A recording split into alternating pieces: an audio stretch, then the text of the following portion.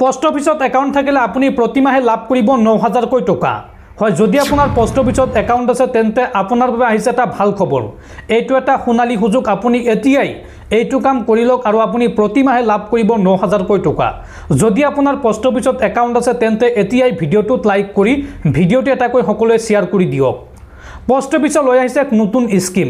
এই স্কিমত যদি আপোনালোকে সঠিক সময়ত সঠিক কামটো কৰি লয় তেতিয়াহ'লে আপোনালোকে প্ৰতি মাহে লাভ কৰিব ৯,০০০ টাকা।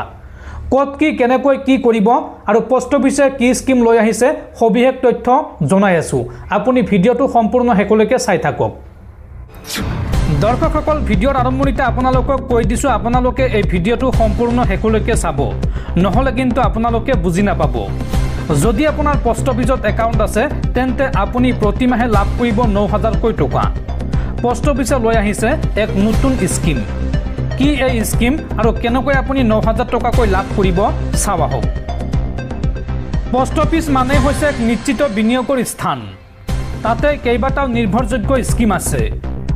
যদি হিচাপ কৰি পোষ্ট অফিসত বিনিয়োগ কৰা হয় তেন্তে ভাল ৰিটাৰ্ণ নিশ্চিতভাৱে লাভ কৰিব। পোষ্ট অফিসত আছে মাহিলী ইনকাম স্কিম। ইয়াত বিনিয়োগ কৰিলে ভাল সুদ লাভ কৰিব আপুনি। ইয়াত ধন বিনিয়োগ কৰিলে ধন হেৰুৱাৰ আশাও কম আৰু সেয়ে প্ৰতিগৰাকী ভাৰতীয়ই ইয়াত বিনিয়োগ কৰে নিৰ্ভৰযোগ্যতাৰ বাবে। যদি আপোনাৰ বয়স ১৮ বছৰ হয় তেন্তে আপুনি সহজেই ইয়াত একাউণ্ট খুলিব পাৰে আৰু ইয়াত সুদৰ হাৰ প্ৰায় ৭.৪%। ইয়াত একাউণ্ট খুলিবলৈ হ'লে আপুনি ছিংগল বা জইণ্ট দুটা একাউণ্টে আপোনালোকে খুলিব পাৰিব।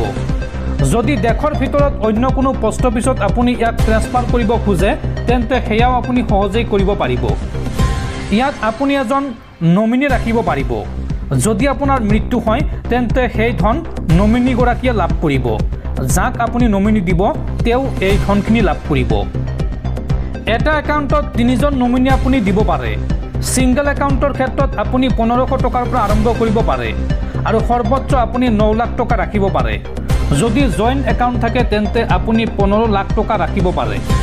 যদি ইয়াত আপুনি ৫ লাখ টকা বিনিয়োগ কৰে তেন্তে তাৰ পৰা মাহিলী আপুনি লাভ কৰিব ৩,০৮৩ টকা আৰু যদি ইয়াত আপুনি ৭ লাখ টকা বিনিয়োগ কৰে তেন্তে আপুনি মাহিলী পাব ৪,৩১৭ টকাকৈ আৰু যদি আপুনি ৯ লাখ টকা বিনিয়োগ কৰে তেন্তে আপুনি তাৰ পৰা মাহিলী সুদ হিচাপে লাভ কৰিব ৫,৫৫০ টকা আৰু যদি আপুনি ইয়াত ১৫ লাখ টকা বিনিয়োগ কৰে তেন্তে আপুনি মাহিলী লাভ কৰিব ৯,৩২০ টকা।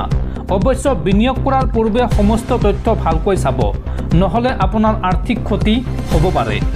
দৰ্শকসকল, আপোনালোকে নিশ্চয় এতিয়া বুজি পাইছে পোষ্ট অফিসটো হৈছে এটা চৰকাৰী অনুষ্ঠান বা চৰকাৰী প্ৰতিষ্ঠান আৰু ইয়াত আপোনালোকে বেংকৰ নিচিনাকৈ একাউণ্ট খুলিব পাৰে। একাউণ্ট খুলি আপোনালোকে টকা জমা কৰিব পাৰিব আৰু ইয়াত ভাল ৰিটাৰ্ণ পোৱা যায়।